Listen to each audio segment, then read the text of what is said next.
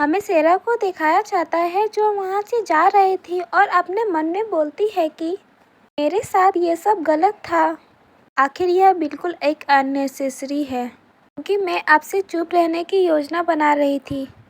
असली सेरा सेन के आसपास उसे सभी लोग ऐसे ही नज़रअंदाज करते थे। शायद इसी कारण है कि उसने यह भूमिका छोड़ दी और यहाँ से गायब हो गई।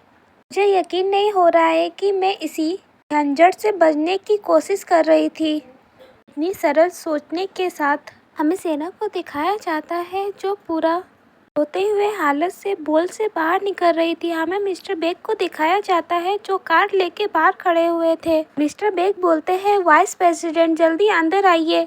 सेरा मिस्टर बेग को अचानक देख के हैरान थी और फिर अपने मन में बोलती है कि मिस्टर बेग यहाँ क्या कर रहे हैं। फिर सेरा जल्दी से कार के अंदर बैठ जाती है और डोर लॉक कर देती है। मिस्टर बेग बोलते हैं कि हमें पहले हॉस्पिटल जाना चाहिए। सेरा बोलती है, नहीं प्लीज़ मुझे बस घर ले चलिए प्लीज़। मिस्टर बेग बोलते हैं, माफ़ कीजिए लेकिन ज़्यादा ज़रूरी बात है। सेरा मिस्टर बेग को रोकते हुए बोलती है, मिस्टर बेग उस आदमी को मुझसे पहले ही से बहुत नाराज़गी थी। क्या आप मेरे लिए इस मामले की जांच कर सकते हो?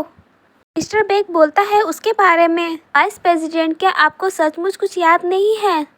जब तुम अधिक परेशानी में थी तब गैर संबंधी मामलों में आपने एक सिक्योरिटी कंपनी के कर्मचारी को के साथ बहुत कठोर व्यवहार किया है और इस एम्प्लॉय का ही फादर था।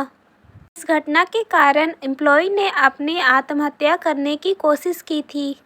वो प्रेजेंट टाइम में हॉस्पिटल में है, लेकिन इस मामले को किसी कार्य स्थल संबंधी में चोट के रूप में शामिल नहीं की गई है। पिता होने के कारण मुझे लगता है कि आपसे नाराज़ होने से खुद को रोक नहीं सका।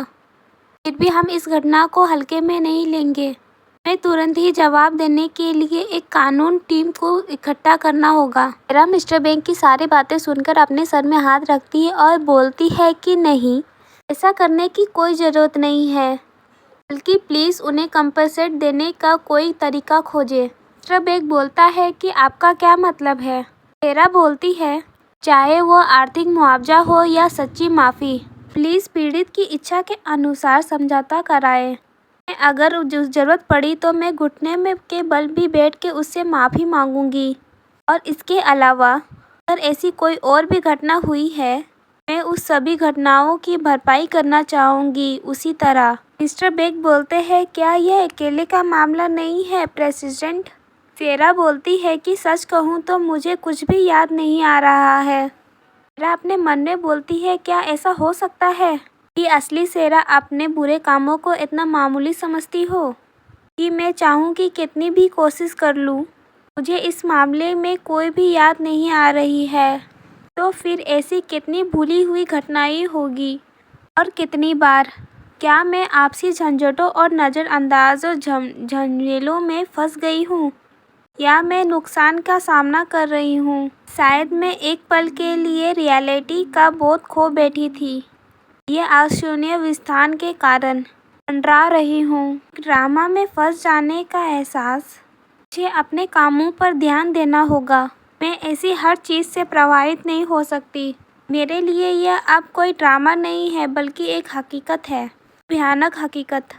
ठीक वैसे ही जैसे कि जिया होंग की थी। उसके बाद सीन शिफ्ट होता है। हमें ऑफिस का सीन दिखाया जाता है जहाँ डायरेक्टर सेरा के ऊपर चिल्लाते हुए बोलता है, वाइस प्रेसिडेंट मैम, प्लीज़ मुझे अचानक ट्रांसफ़र करने की वजह बताइए। सेरा बोलती है कि ओह ये तो अजीब है, मुझे लगता है कि मैंने पहले ही ये बातें को स्पष्ट कर दिया है। मुझे लगता है कि आप ये पोस्ट के लिए अच्छे नहीं हो डायरेक्टर, और चेयरमैन ने इसकी पहले ही मंजूरी दे दी है।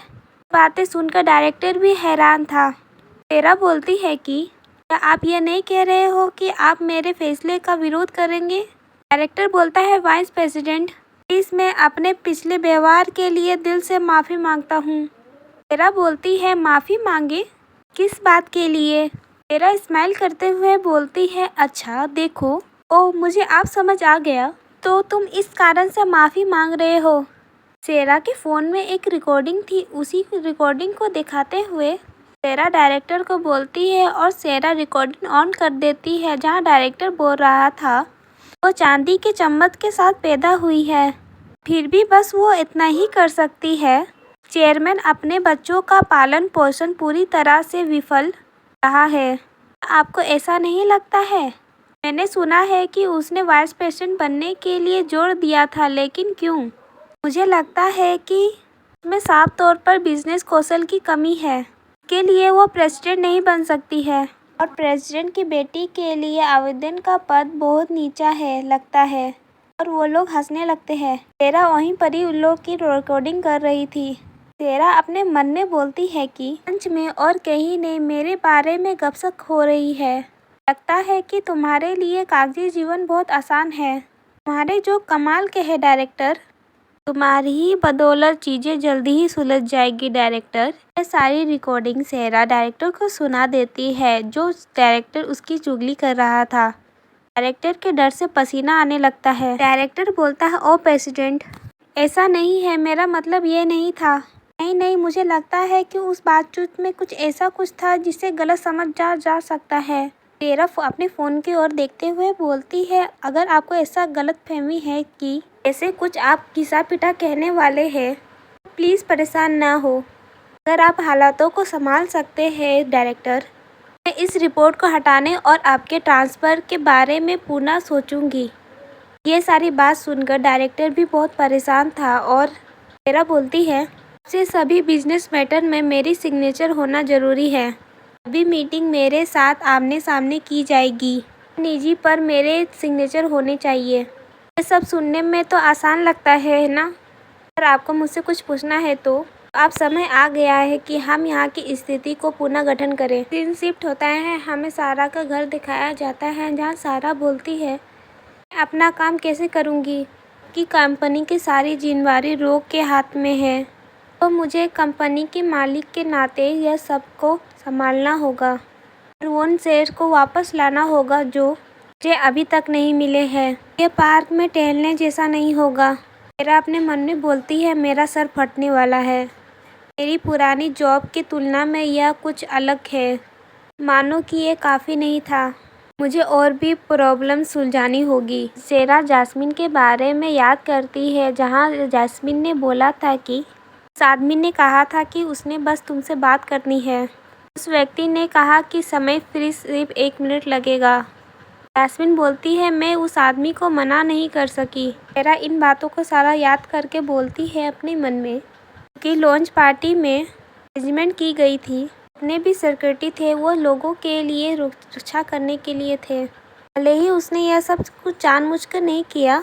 इनविटेशन के भी एक आदमी अंदर आ जाता है, क्योंकि उसने दावा किया था यह सिर्फ उसका एक नेक इरादा था। सेरा उठते हुए बोलती है, ओह, मैं सारा दोष उसको नहीं दे सकती हूँ। दूसरे शब्दों में, मेन फीमेल लीड की भूमिका विलेनस के खिलाफ थी, बिल्कुल एक ड्रामा की तरह। यह अनबिलीवेबल है। मैं सचमुच एक ऐसा तुच्छ बदला लेने जा रही हूँ जो मैंने एक सिर्फ ड्रामा में देखा था। सेरा कॉफ़ी लेते हुए अपने मन में बोलती है, मुझे सचमुच पहले ही अपनी भूमिका निभानी चाहिए थी। हमें किसी को आते हुए दिखाया जाता है, वो रो रहता है, रो की नज़र आगे की ओर जाती है और वो सेरा को देखता है जो कॉफ़ी ले रही थी, और उसकी नज़र उसकी बैंडेज पर जाती है और अपने मन में कल के बारे में सोचता है, जहाँ पर ही बहुत सारे शोरगुल हो रहा था। सब एक दूसरे से बात कर रहे थे। यहाँ पर ही एक मेंबर बोलता है, मुझे लगता है कि वहाँ कोई एक्सीडेंट हुआ है। एंट्री गेट्स के पास बहुत शोरगुल हो रहा है। रो बोलता है, रुकिए, मैं वहाँ जाके देखता हूँ। तो फिर भीड़ के बीच वहाँ से जाने लगता है और देखने लगता है कि वहाँ क्या चल रहा है। रो की नज़र एकदम सीधे आगे की ओर जाती है और फिर वो देखता है कि सेरा मेन गेट के सामने नीचे गिरी हुई है और वहाँ कोई आदमी उसे हाथापाई कर रहा था। फिर रो की नज़र सेरा के फियांसे की ओर जाती है। वो अपने मन में बोलता है, क्या वो सेरा का फियांसे नहीं है? तो ये दोनों इतने समय से अलग अलग ही रह रहे हैं। वो क्या कर रहा है? बस घूर रहा है। क्या वो अपनी फियांसे की रक्षा भी नहीं कर सकता? यह कितनी शर्म की भी बात है। और हमें फिर रो को दिखाया जाता है, जो सबको हटाते हुए बोलता है, एक्सक्यूज़ मी, और वो आगे बढ़ने लगता है और शेरा की ओर जाने लगता है और फिर वो रुक जाता है और अपने मन में बोलता है, इसका क्या फ़ायदा होगा, अगर मैं वहाँ चला भी गया तो वहाँ पर ही बस और एक टकराव होगा। मैं वहाँ नहीं जा सकता। मेरा वहाँ जाना अच्छा भी नहीं होगा। फिर हमें रो को दिखाया जाता है जहाँ वो रुक जाता है और वो शेरा को पूरी बुरी हालत में देखता है। इसे शेरा को बहुत सारी चोट भी लगी थी। तो उसकी उस समय कोई भी हेल्प नहीं कर सकता था। तो वो क्या करता है कि वो मिस्टर बेग को कॉल करता है और बोलता है, मिस्टर बेग प्लीज़ आप तुरंत बैंक्वेट हॉल के पास कार लेके आ जाइए, मेरा सीन मुश्किल में है। इतना कहने के बाद वो अपना फ़ोन रख देता है। हमें प्रेजेंट का सीन दिखाया जाता है जहाँ पर रो शेरा की ओर देख रहा था और उसके लगे हुए चोटों को देख रहा था और उसे रो को बिल्कुल भी अच्छा नहीं लगता है। उसे समझ ही नहीं आता है कि उसे क्या करना चाहिए और क्या कहना चाहिए।